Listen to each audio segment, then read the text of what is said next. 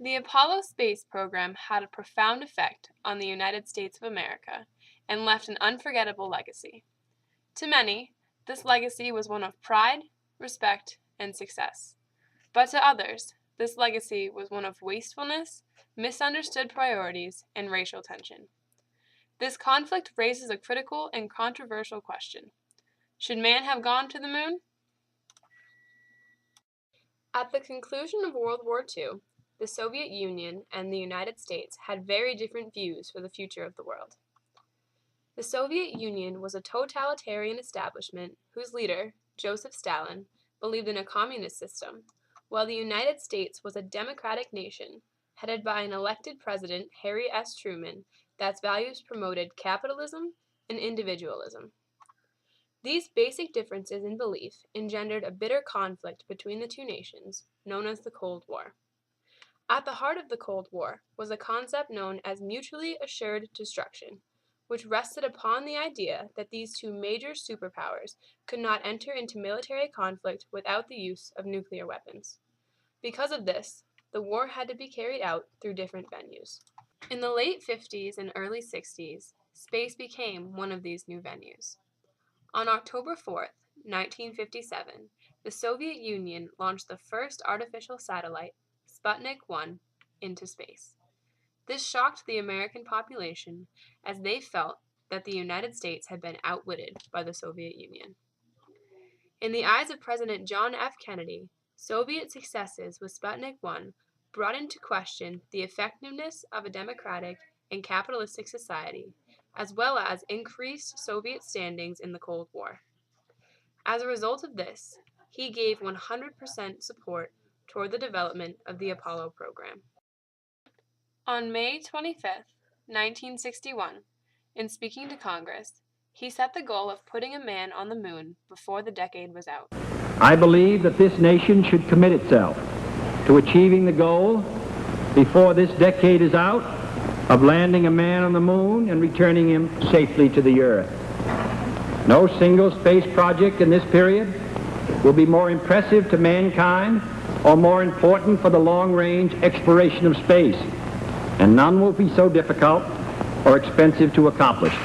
He went on to say in his speech at Rice University on September 12, 1962, "Those who came before us made certain that this country rode the first waves of the Industrial Revolution, the first waves of modern invention, and the first wave of nuclear power. And this generation does not intend to founder in the backwash of the coming age of space. We mean to be a part of it. We mean to lead it." To him, the funding necessary for space exploration and the Apollo program was completely worthwhile, as exploration would promote American ideals. However, not all Americans felt this way. In late December of 1968, Apollo 8 managed to make the world's first manned mission around the moon.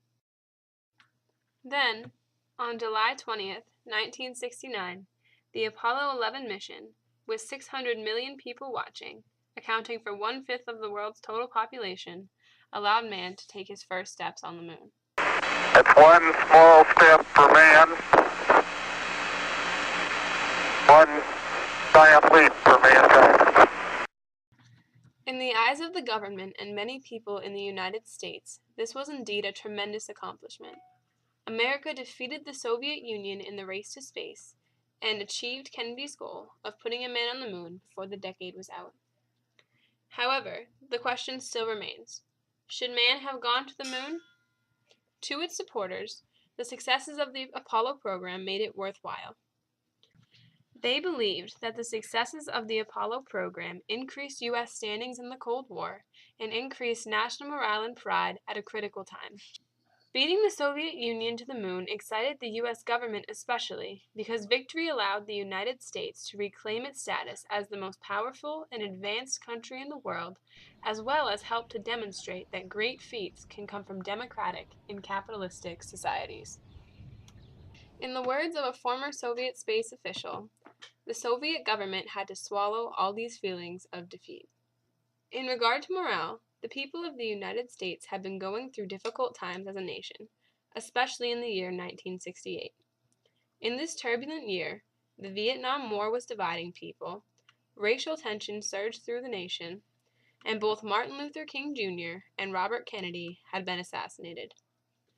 The United States as a nation was struggling to exist as one, and American morale was the lowest it had been in decades.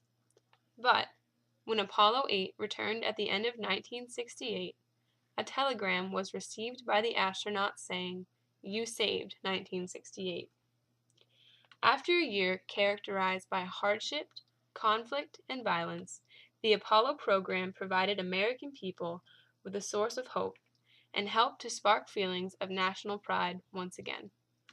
When Apollo 11 landed in 1969, the effect was multiplied tenfold. People needed something positive, uplifting, and unifying. The Apollo program gave them that.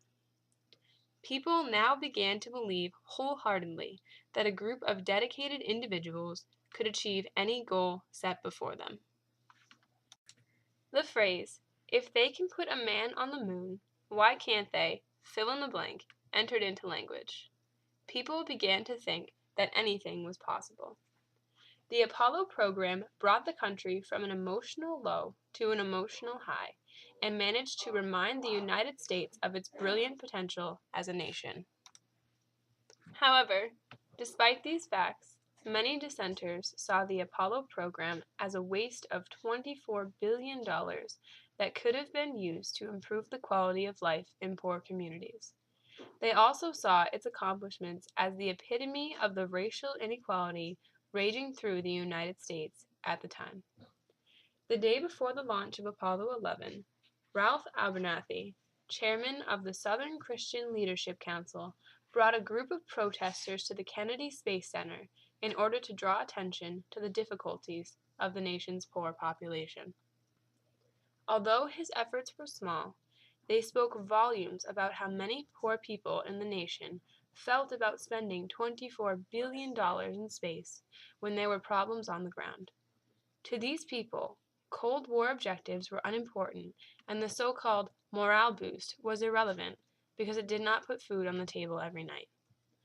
On the day of the landing, a member of the Black community in Harlem expressed these feelings, saying, "The cash they wasted, as far as I'm concerned, in getting to the moon could have been used to feed poor Black people in Harlem and all over this country. So, never mind the moon. Let's get some of that cash in Harlem." Many African American poor felt increased feelings of racial inequality and prejudice. Black poet Gil Scott-Heron expressed these feelings in his work, Whitey on the Moon. A rat done bit my sister Nell with Whitey on the moon. Her face and arms began to swell, and Whitey's on the moon. Was all that money I made last year for Whitey on the moon? How come I ain't got no money here? Whitey's on the moon. I just about had my fill of Whitey on the moon. I think I'll send these doctor bills, airmail special, to Whitey on the moon. NASA tried to advocate that the positive effect the Apollo program had on the U.S. economy made the expenditures worthwhile, but the analysis of the claim shows that it is not supported well.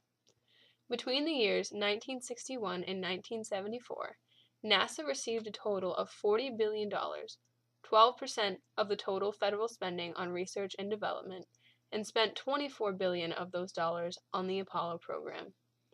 The positive correlation NASA tried to show between the money spent and both economic and technological advancement is questionable. Because the economic benefit is unclear, the value of the Apollo program is largely determined by its impact on the public as a whole, and it is now clear that even this is largely debatable. So the questions again arise. Should man have gone to the moon? Was there a better use for the money involved? And these are questions that will be largely debated and assessed for many years to come.